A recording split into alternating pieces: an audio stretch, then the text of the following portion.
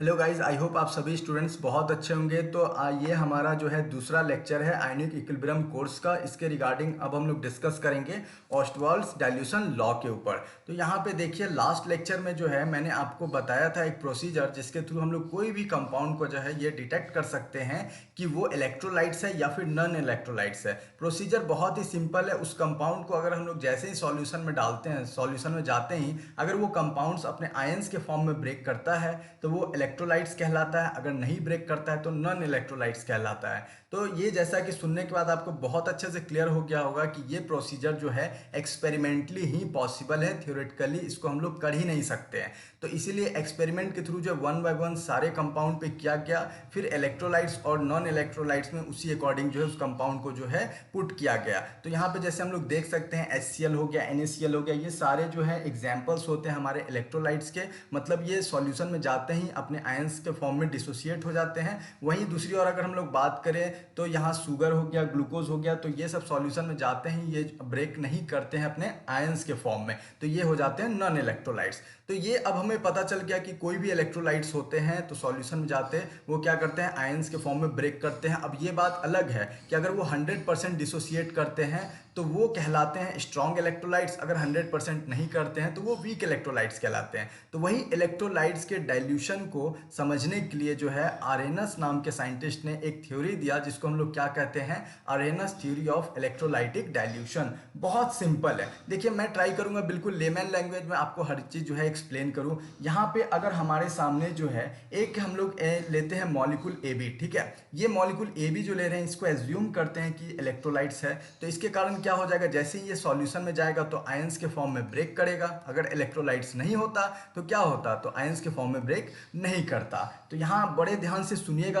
जो भी मैं बोल रहा हूँ। The molecule of an electrolyte in solution are constantly splitting up into ions. तो ये जो मॉलिक्यूल है जो अपने आप में क्या है, इलेक्ट्रोलाइट्स है, तो वो जैसे ही सॉल्यूशन में जाता है तो वो स्प्लिट करता है, टूटता है अपने आयंस के फॉर्म में। ये लगातार टूटता ही रहता है। और फिर आगे सुनिए, आगे क्या है, जो आयंस जो है ना, the ions are constantly reuniting to form unionised molecules. अब ये जो आयंस जो है ब्रेक किया, ये फिर से जो है एक दूसरे के साथ क्या करता है, रीयूनाइट करता है और बनाता है AB। AB क्या हो गया, अनआयोनाइज्ड मॉलिक्यूल। तो अब इसको अच्छे से देखिए हम लोग कैसे समझ सकते हैं। तो यहाँ पे जब इधर से इधर जा रहा है तो आयंस के फॉर्म में ब्रेक कर रहा है, फिर आयंस जो है रीयूनाइट हो रहा है, तो फिर क्या हो जा रहा है, ये AB इस तरीके से अनआयोनाइज्ड मॉलिक्यूल बन रहा है। तो इसी दौरान फिर क्या होता है, इक्विलिब्रियम एस्टेब्लिश होता है। इक्विलिब्रियम एस्टेब्लिश होने का मतलब क्या हो गया कि अब यहाँ पे जो है जितना रिएक्टेंट होगा उतना ही प्रोडक्ट तुरंत बनेगा, फिर प्रोडक्ट जितना होगा वो रिएक्टेंट बनेगा। AB है तो तुरंत वो आयंस के फॉर्म में ब्रेक कर जाएगा A+B- में, फिर तुरंत रीयूनाइट करके AB बन जाएगा। तो इक्विलिब्रियम पे यही चीज जो है बहुत फास्ट होता है। इसीलिए हम लोग क्या कहते हैं कि इक्विलिब्रियम पे जो है ये प्रोसेस फास्ट होने के कारण इसको हम लोग कहते हैं कि ये डायनामिक इक्विलिब्रियम है। और फिर नेक्स्ट जो अभी मैं बोल रहा हूं उसको भी बहुत ध्यान से सुनिएगा।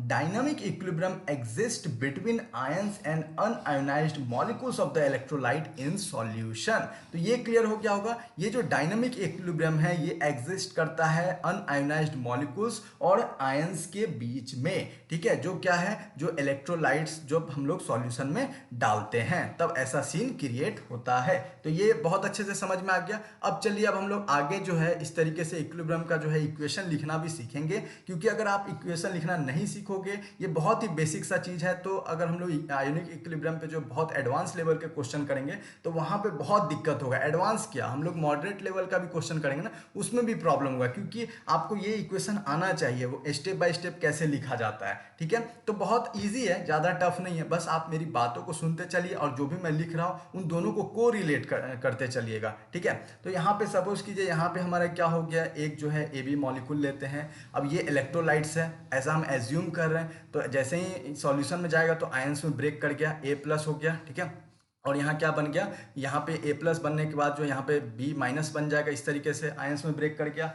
अब यहाँ पे हमें एक चीज और कंसिडर करना है कि एट टाइम T = 0, अगर टाइम 0 है मतलब रिएक्शन अब स्टार्ट ही होने वाला है, तो उस टाइम जो है ये जो हमारा क्या है, अनआयोनाइज्ड मॉलिक्यूल है, इसका कॉन्सेंट्रेशन तो ऑब्वियस बात है जो होगा 100% होगा, क्योंकि अभी ये इसका कॉन्सेंट्रेशन डिस्टर्ब नहीं हुआ तो ये सी रहेगा। और ये जो आयंस जो है जो बेसिकली प्रोडक्ट में बनेंगे तो उसका भी कॉन्सेंट्रेशन क्या होगा, जीरो होगा। अब ऐसे ही टाइम बीतता जाएगा, एक समय ऐसा आएगा जब इक्विलिब्रियम जो है वो मेंटेन हो जाएगा। तो एट इक्विलिब्रियम क्या होगा, अब हमें ये भी तो पता करना है कि इक्विलिब्रियम के टाइम जो है, अब ये अनआयोनाइज्ड जो AB है और ये आयंस A+ और B- का कितना कॉन्सेंट्रेशन होगा। तो आपको मैंने लास्ट लेक्चर में जो है अल्फा बताया था, अल्फा क्या होता है, डिग्री ऑफ आयोनाइजेशन। तो आप खुद सोचिए, एक चीज मैं और क्लियर कर देता हूं कि ये जो डाइल्यूशन, ये जो ऑस्टवाल्ड डाइल्यूशन लॉ पढ़ रहे हैं ना, ये सिर्फ और सिर्फ वीक इलेक्ट्रोलाइट्स पे अप्लाई होता है। तो वीक इलेक्ट्रोलाइट्स पे अप्लाई होने का मतलब क्या हो गया कि यहाँ पे 100% जो है डिसोसिएशन नहीं होता है। तो ये चीज क्लियर हो गया। तो इस कारण अब क्या होगा, तो अब देखिए इक्विलिब्रियम पे जो है कॉन्सेंट्रेशन AB का क्या बनेगा, इसको समझिए सबसे पहले। तो टोटल कितना कॉन्सेंट्रेशन था, C था। अब क्योंकि क्या होगा, 100% जो है ये डिसोसिएट नहीं करेगा, तो C का कुछ ही पोर्शन डिसोसिएट करेगा, मतलब C अल्फा। सी अल्फा का मतलब क्या होगा, डिग्री ऑफ आयनाइजेशन, मतलब सी में जितना डिग्री ऑफ आयनाइजेशन करेगा उसको माइनस कर देंगे टोटल से, तो वही कॉन्सेंट्रेशन जो है इस अनआयोनाइज्ड मॉलिक्यूल AB का आएगा इक्विलिब्रियम पे। क्लियर हो गया। अब चलिए जितना जो यहाँ सी अल्फा हो गया उधर वही क्या हो जाएगा, इसका बनेगा, मतलब आयंस का क्या हो जाएगा, कॉन्सेंट्रेशन हो जाएगा इक्विलिब्रियम पे। इसको हम लोग बहुत अच्छे से ऐसे समझते हैं कि सपोज कीजिए AB जो मॉलिक्यूल है ना, ये 100 यूनिट्स है, ठीक है, AB मॉलिक्यूल 100 यूनिट्स है। अब क्योंकि ये वीक इलेक्ट्रोलाइट्स में ऑस्टवाल्ड डाइल्यूशन लॉ हो रहा है, तो इस कारण क्या हो जाएगा, अब यहाँ पे जो है 100 यूनिट्स ऑफ AB मॉलिक्यूल में से बस क्या हो जाएगा, 2 यूनिट जो है AB मॉलिक्यूल जो है वो आयंस में ब्रेक करेगा, तो इसीलिए 2A+ हो गया और 2B- हो गया। बाकी हमारा कितना बच गया, 98 यूनिट्स ऑफ AB जो है वो एज इट इज, मतलब वो क्या हो गया, डिसोसिएट नहीं हुआ।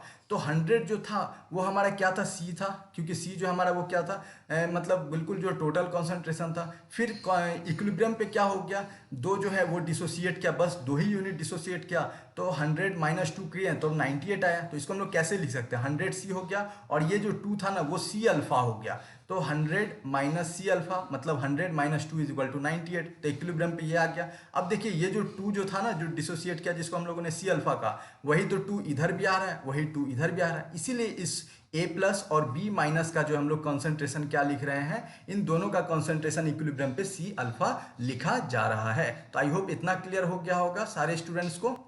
तो यहाँ इस तरीके से इक्विलिब्रियम पे आ गया, यहाँ तक क्लियर हो गया। अब देखिए लॉ ऑफ इक्विलिब्रियम पढ़ेंगे तो वहाँ पे इक्विलिब्रियम कांस्टेंट कैसे लिखते थे, तो equilibrium constant is equal to हो जाता था हमारा concentration of product divided by concentration of reactant. तो ठीक यहाँ पे भी हम लोग क्या देख रहे हैं आयनिक इक्विलिब्रियम में भी, कि ये जो AB अनडिसोसिएटेड था ये एक्चुअल में डिसोसिएट होकर आयंस के फॉर्म में ब्रेक किया, इसीलिए यहाँ पे इक्विलिब्रियम कांस्टेंट जैसा ही सब कुछ होगा, बस इसको हम लोग बोलते क्या है, डिसोसिएशन कांस्टेंट। और इक्विलिब्रियम में क्या बोलते थे, इक्विलिब्रियम कांस्टेंट। तो ये डिसोसिएशन कांस्टेंट हो रहा है इक्विलिब्रियम पे ही, तो इसलिए हम लोग इसको क्या लिखेंगे, K = हो जाएगा, वही चीज चलेगा, वही लॉ इक्विलिब्रियम का यहाँ भी फॉलो होगा। तो यहाँ क्या हो जाएगा, दोनों प्रोडक्ट का जो है कॉन्सेंट्रेशन डिवाइडेड बाय यहाँ पे रिएक्टेंट का कॉन्सेंट्रेशन। देखिए दोनों प्रोडक्ट का जो है इक्विलिब्रियम पे कॉन्सेंट्रेशन क्या है, C अल्फा। यहाँ पे इसका क्या हो जाएगा, C - C अल्फा, तो C कॉमन ले लिए तो 1 - अल्फा हो गया, C से C कट गया, तो C alpha square divided by 1 - alpha. अब क्योंकि मैं आपको शुरू से बोल रहा हूँ Ostwald dilution law weak electrolytes पे लगता है,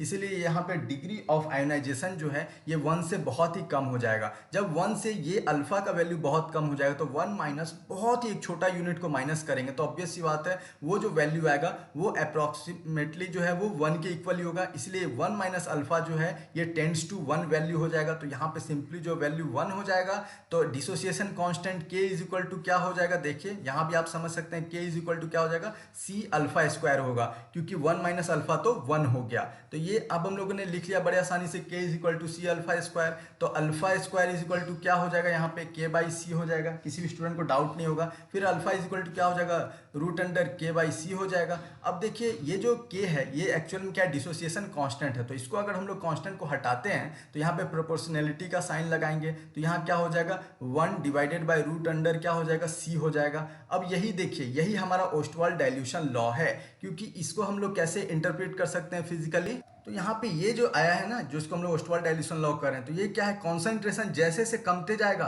वैसे वैसे क्या हो जाएगा, अल्फा जो है, मतलब ये अल्फा क्या है, डिग्री ऑफ आयोनाइजेशन, ये इंक्रीज करेगा। और कॉन्सेंट्रेशन जैसे जैसे कमते जाएगा तो डाइल्यूशन क्या होगा, बढ़ेगा। डाइल्यूशन अगर ज़्यादा होते चले जाएगा तो कॉन्सेंट्रेशन घटते चला जाएगा। तो वही क्या कह रहा है कि ये जो डिग्री ऑफ आयोनाइजेशन अल्फा है ना, ये जैसे जैसे डाइल्यूशन बढ़ता है वैसे वैसे बढ़ते चला जाता है, क्योंकि डाइल्यूशन भी अपने आप में क्या इन्वर्सली रिलेटेड है, किसका, कॉन्सेंट्रेशन का।